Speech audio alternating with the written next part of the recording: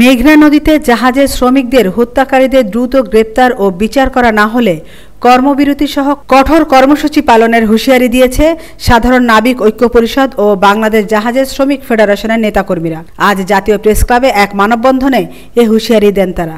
বক্তারা বলেন, নির্মমভাবে গণহত্যার শিকার, সেই গণহত্যার শিকারে আমাদের নৌ নাবিকগণ 7টি তাজা প্রাণ ওখানে আমাদের দিয়েছে।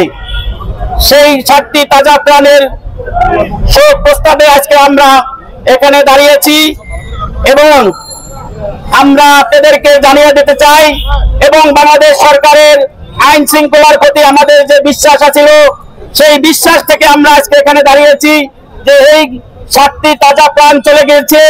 এই আইন শৃঙ্খলা রক্ষাকারী বাহিনী এত বড় হৃদয় বিদারক ঘটনা আর কখনো লোকতে ঘটেনি। আমি এই ঘটনার তীব্র নিন্দা ও প্রতিবাদ জানাই। এই লাশ দাফনের আগে, আমি আবারও বলছি, এই লাশ দাফনের আগে এই গণহত্যাকারীদের আইনের আওতায় এনে দৃষ্টান্তমূলক শাস্তি নিশ্চিত যতক্ষণ না করা হবে, আমরা যার যার স্বস্থান থেকে যে শ্রমিক আছি আমরা ইতিমধ্যে আন্দোলন সংগ্রামের ডাকের চিন্তাধারায় আছি। যদি কেন্দ্রীয় কমিটি থেকে এরকম আসে আমরা সেই সংগঠনের দাবি অনুসারে আমরা যার যার কর্মবিরতি ঘোষণায় চলে যাবো ইনশাল্লাহ। আমাদের দুঃখ প্রকাশ করার মতন জায়গা নয়।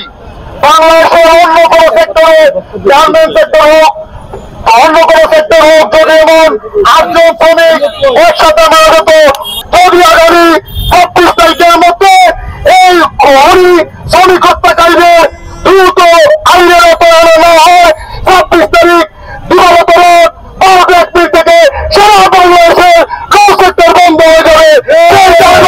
আমরা পরীক্ষা নিব না। আমিনা ইসলাম, আজকের সংবাদ।